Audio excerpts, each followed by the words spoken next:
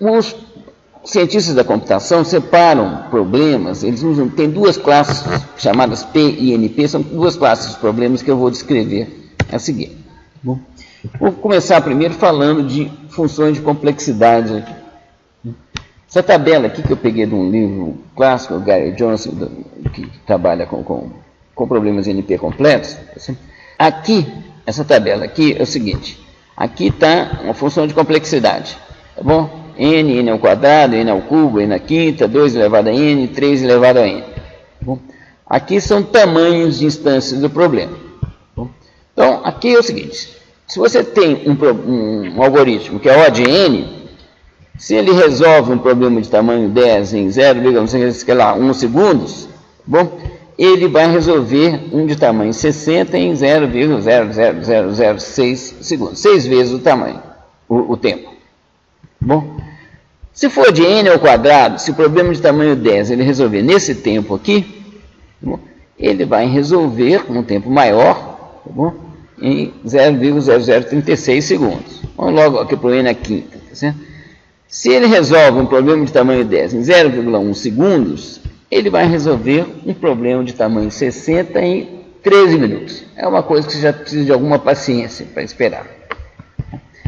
Mas vamos ver aqui, gente. Se for 2 elevado a n, gente, o problema de tamanho 10, se o problema de tamanho 10 é resolvido em 0,001 segundos, tá bom? Um problema de tamanho 60 vai precisar de 366 séculos para ser resolvido. Tá bom? Demora muito tempo mesmo. Tá? Se for 3 elevado a n, se o tempo para um problema de tamanho 10 for esse aqui, certo?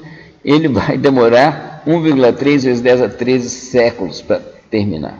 Tá bom? Tem uma diferença muito grande desse grupo de funções aqui, que a gente chama de funções polinomiais, tá, para essas duas aqui, que são funções que a gente chama de intratáveis ou exponenciais. Ou seja, essas aqui a gente consegue ainda trabalhar com elas. Essas aqui a gente não gosta delas. Aqui tem um outro jeito de ver também, separar, então, ver o efeito dessas duas coisas aqui. Tá bom? Essa tabela aqui ela é o seguinte. Você sempre pode pensar, eu vou comprar um computador melhor no ano que vem, ou vou investir mais dinheiro, esse negócio está muito lento, vou comprar um computador mais caro.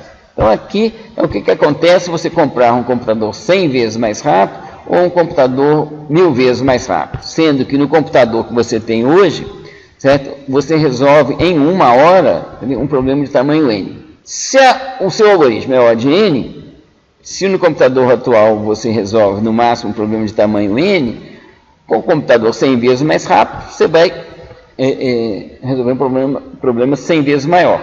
Se for 1000 vezes mais rápido, 1000 vezes maior. Tá bom? Se for n ao cubo, tá certo? 100 vezes mais rápido, você multiplica por 4,5 o tamanho do problema. Se for 1000 vezes mais rápido, você multiplica por 10 o tamanho do problema que você tem para resolver. Tá bom? Então, se você tinha um problema de 1000 cidades, de 100 cidades, que você conseguia resolver em 1 hora com o seu algoritmo, tá bom? Se o seu algoritmo fosse n ao cubo, tá bom? Você vai conseguir resolver um problema de tamanho 1000 aqui em 1 hora, tá? Isso se for n ao cubo. Agora, vamos ver o 2 a n aqui, gente. O 2 a n, se você resolve um problema de tamanho x, se você comprar um computador 1000 vezes mais rápido, você vai resolver um problema de tamanho x mais 9,97. Ou seja, se você resolvia o problema do caixeiro viajante para 100 cidades, você compra um computador 1000 vezes mais poderoso, você passa a conseguir resolver um problema de 110 cidades. Entendeu? O negócio não rende. Tá? Se for 3 elevado a n, você vai fazer 106 cidades. Ou seja, efetivamente uma diferença grande entre essas duas coisas. Por isso que a gente chama essas aqui de baixo de intratáveis, certo? Porque são problemas, se os seus algoritmos têm esse comportamento aqui, basta o seu problema crescer um pouquinho que você não vai conseguir mais obter em tempo hábil as soluções que você precisa. Vamos falar das classes P e NP, vou falar agora de problemas de decisão, certo?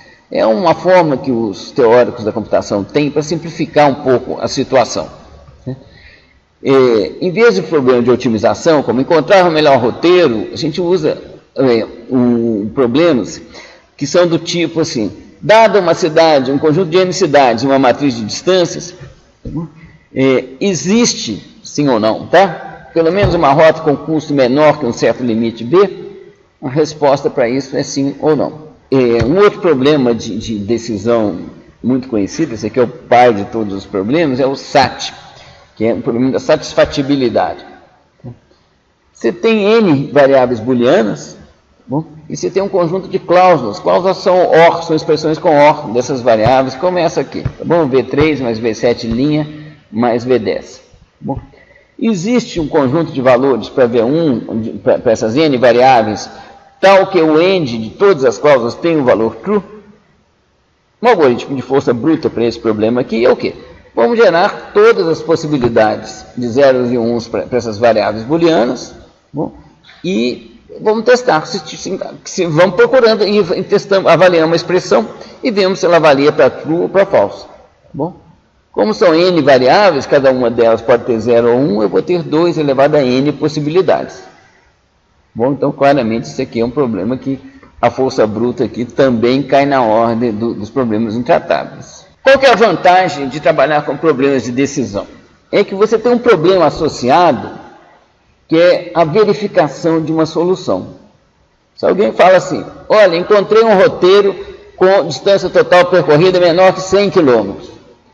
Me dá seu roteiro aí. Aí você examina esse roteiro em tempo até linear, tá, para ver se é verdade o que o cara falou ou não.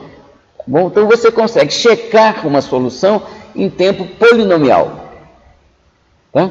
O problema de verificação, por exemplo, então, ou seja, para satisfatibilidade também é isso. O cara fala assim, eu arranjei um conjunto aqui de zeros e uns aqui, de atribuições para essas n variáveis minhas, que a expressão vai avaliar para true.